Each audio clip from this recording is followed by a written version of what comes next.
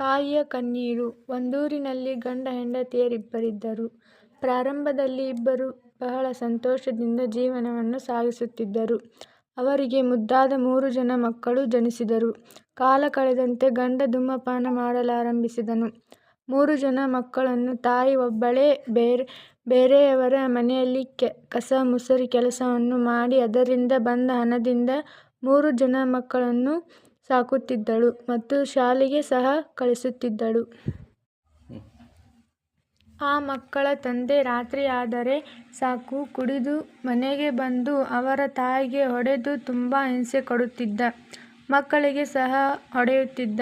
ಆ ತಾಯಿ ಕಷ್ಟಪಟ್ಟು ತಯಾರಿಸಿದ ಅಡುಗೆಯನ್ನು ತಾನು ಸಾಕಾಗುವವರೆಗೆ ತಿಂದು ಉಳಿದ ಅನ್ನವನ್ನು ಬಿಸಾಡುತ್ತಿದ್ದನು. ಇದರಿಂದ ತಾಯಿಗೆ ತುಂಬ ಹಿಂಸೆ ಆಗುತ್ತಿತ್ತು.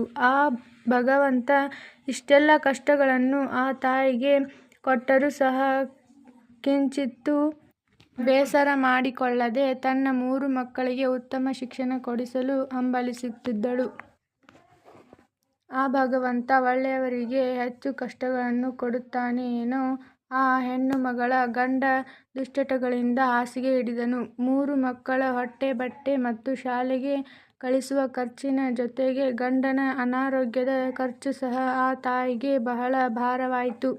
ಆದರೂ ಸಹ ಧೃತಿಗೆಡದೆ ಮನೆ ಕೆಲಸ ಮಾಡುವುದರ ಜೊತೆಗೆ ಗಾರೆ ಕೆಲಸವನ್ನು ಮಾಡಿ ಸಹ ಗಂಡನಿಗೆ ಔಷಧಿಯನ್ನು ಕೊಡಿಸುತ್ತಿದ್ದಳು. ಹೀಗಿರುವಾಗ ಒಂದು ದಿನ ಅವಳು ಗಂಡನಿಗೆ ಔಷಧಿಯನ್ನು ತೆಗೆದುಕೊಂಡು ಬರಲು ಔಷಧಿ ಅಂಗಡಿಗೆ ಹೋಗುತ್ತಾಳೆ. ಮನೆಯಲ್ಲಿ 3 ಮಕ್ಕಳು ಓದುತ್ತಾ ಕುಳಿತಿರುತ್ತಾರೆ. ತಂದೆ ಓದುತ್ತಾ ಕುಳಿತಿರುವ 3 ಮಕ್ಕಳನ್ನು ಹತ್ತಿರ ಕರೆದು, ಮಕ್ಕಳೇ, ನೀವು ಚೆನ್ನಾಗಿ ಓದಿ ವಿದ್ಯಾವಂತರಾಗಬೇಕು.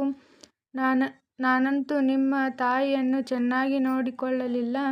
ನೀವಾದರೂ ಕಲಿತು ವಿದ್ಯಾವಂತರಾಗಿ ನೌಕರಿ ಪಡೆದು ನಿಮ್ಮ ತಾಯಿಯನ್ನು ಚೆನ್ನಾಗಿ ನೋಡಿಕೊಳ್ಳಬೇಕೆಂದು ಹೇಳುತ್ತಿರುವಾಗ ಮಕ್ಕಳು, ಅಪ್ಪ, ನಾವು ಚೆನ್ನಾಗಿ ಓದಿ ಅಮ್ಮನನ್ನು ಬಹಳ ಪ್ರೀತಿಯಿಂದ ನೋಡಿಕೊಳ್ಳುತ್ತೇವೆ ಎಂದು ಹೇಳುತ್ತಿರುವಾಗ ಆ ತಂದೆ ಕಣ್ಣು ಮುಚ್ಚುತ್ತಾನೆ.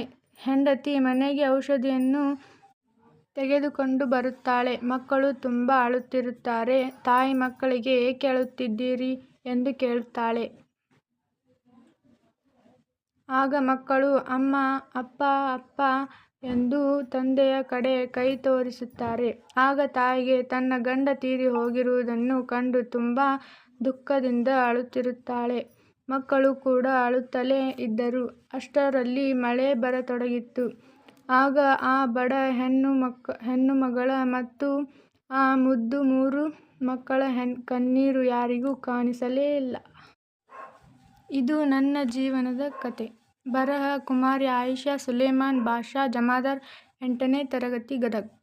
ವಿದ್ಯಾದಾನ ಸಮಿತಿ ಬಾಲಕಿಯರ ಪ್ರೌಢಶಾಲೆ ಗದಗ.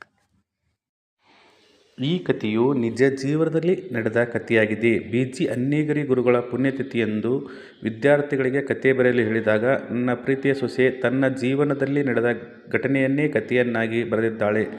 ಅದನ್ನು ನೋಡಿ ನನಗೆ ಬಹಳಷ್ಟು ಹೆಮ್ಮೆಯಾಗಿದೆ. ಪ್ರತಿಯೊಬ್ಬರ ಜೀವನದಲ್ಲೂ ಒಂದಲ್ಲ ಒಂದು ರೀತಿಯ ಕಣ್ಣೀರಿನ ಕಥೆ ನಡೆಯುತ್ತದೆ. ವಿದ್ಯಾರ್ಥಿಗಳಿಗೆ ಕಥೆ ಬರೆಯಲು ಪ್ರೋತ್ಸಾಹಿಸಬೇಕು. ಹೆಚ್ಚು ಹೆಚ್ಚು ಕಥೆಗಳನ್ನು ಬರೆಯೋದರಿಂದ ಅವರ ಜ್ಞಾನ ಹೆಚ್ಚಾಗುತ್ತದೆ. ಈ ಒಂದು ವಿಡಿಯೋವನ್ನು ನೋಡಿದ ಪ್ರತಿಯೊಬ್ಬರು ವಿಡಿಯೋವನ್ನು ಶೇರ್ ಮಾಡಿ, ಲೈಕ್ ಮಾಡಿ, ಪ್ರತಿಯೊಬ್ಬರಿಗೂ ಸಬ್ಸ್ಕ್ರೈಬ್ ಆಗಲು ತಿಳಿಸಿ. ಧನ್ಯವಾದಗಳು.